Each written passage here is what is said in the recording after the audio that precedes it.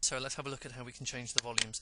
Before you change or edit anything in these pieces of tape, as I call them, that's the first chapter, that's the second chapter, you have this blue box here, which if I mouse over, the pointer changes. That's the volume control for that one particular piece of tape. So once you've edited stuff, that doesn't appear, but we'll come back to that. So I'm going to press the play button. The sound quality isn't great when you listen back to it, but you'll hear that as I adjust this, the volume will go up and down on just this one piece of tape. So here we go. Let's play by pressing the space bar. Preface. There we go.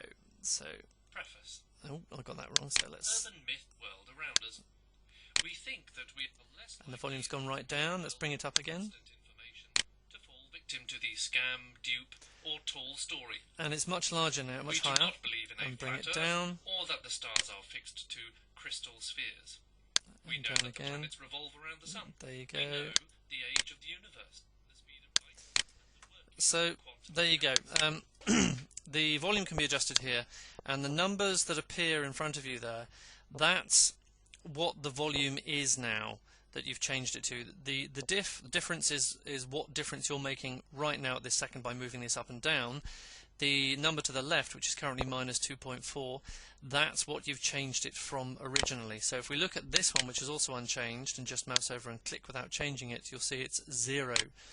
Whereas this one, we click and it's minus 2.4. So I've brought that one down by 2.4 decibels. So I'm going to take it back up to where it was, which is as near as damn it there.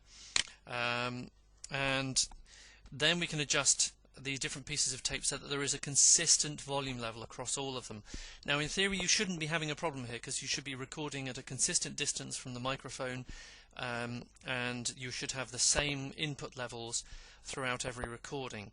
So these should all be the same. Now if you found that you've matched these up, hopefully you won't have to, but if you've matched these up, or you don't need to match them up and they're the right consistent volume but they're a bit low, so let's play this and see what sort of level we've got. They are stories that blur. It's around here. We pride ourselves particularly. Ideally, I mean that's going to be okay, but ideally I'd want the volume level to be a little bit higher and up here. So if I wanted to do that, as it is, this one is actually fine, but if I wanted to do that with all of them, because I've found they're all excuse me, consistent, then I have a little box over here, this plus sign, there you go, show or hide automation. I can click that, and this is the bit that appears. Now this is the volume level that applies to this track. This is not an extra track that's along here.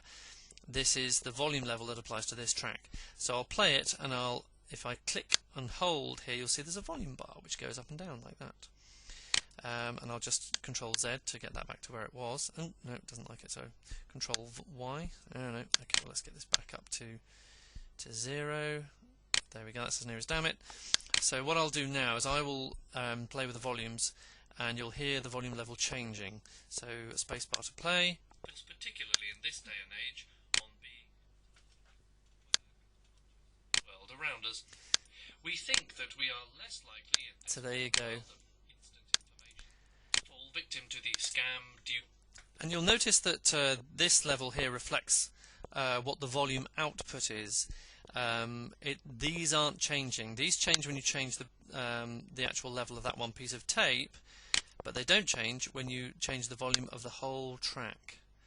But that's how you get your volumes right. You can't push it too high, because you'll start hearing the hiss in the background, which is why you need a good loud recording without any popping, i.e. whether your air is hitting the microphone, or any clipping, i.e. where you're just too loud and it's having to cut off the top end of it. So that has meant that you've saved 2 versions, the raw version, which you don't touch, the clean version, which you then start setting the volume levels on, and that's how you set the volume levels.